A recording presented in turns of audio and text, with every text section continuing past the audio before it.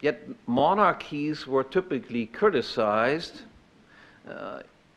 in particular also by classical liberals such as Mises and so forth, for being incompatible with the basic principle of equality before the law. Monarchies rested instead on personal privileges.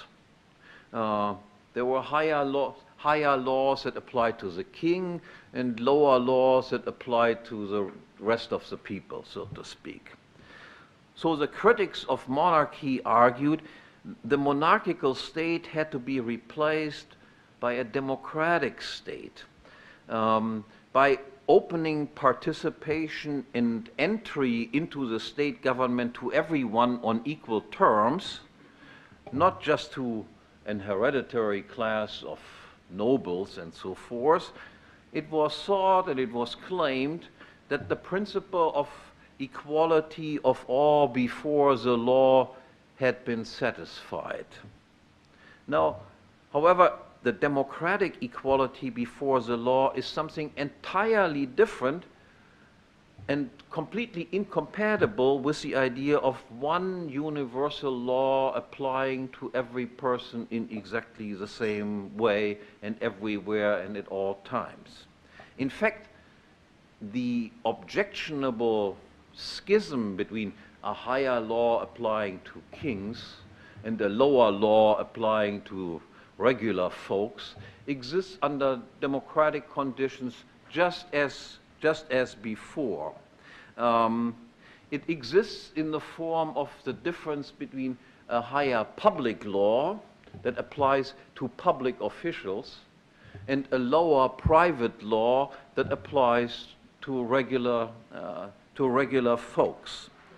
Under democracy, everyone is equal insofar as entry into government is open to all on equal terms. Everyone can become king, so to speak, not only a privileged circle of people. Thus, in democracy, no personal privileges or privileged persons exist. However, functional privileges and privileged functions exist.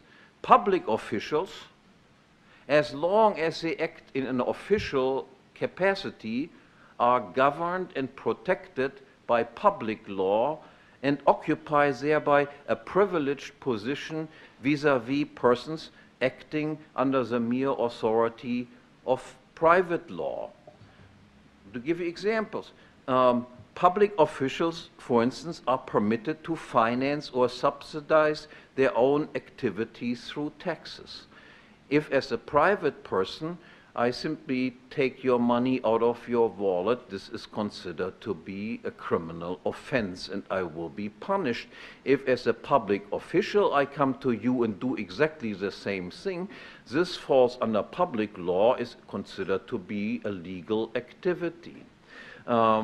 If, as a private law, I take you and beat you up and force you to work for me day and night, this would be considered kidnapping, slavery, and whatever, and is, of course, a great offense. If I do that as a public official, then it is called public service, military draft, and things like this is perfectly all right. If, as a private citizen, I take your money and against your will and then give it to somebody else, this is considered to be stealing and fencing of stolen good. If I do that as a public official, then this is called social policy or redistribution of income. From the point of those people who are affected by it, it makes absolutely no difference. So you realize quite clearly that there exists this difference between higher law applying to public officials, functionaries, and a lower law applying to normal citizens is just as much preserved under democratic conditions as it existed under monarchies.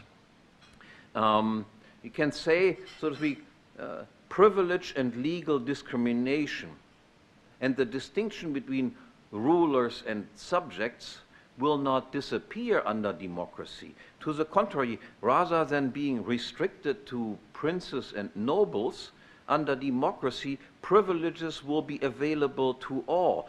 Everyone can engage in theft and live off stolen loot if only he becomes a public official.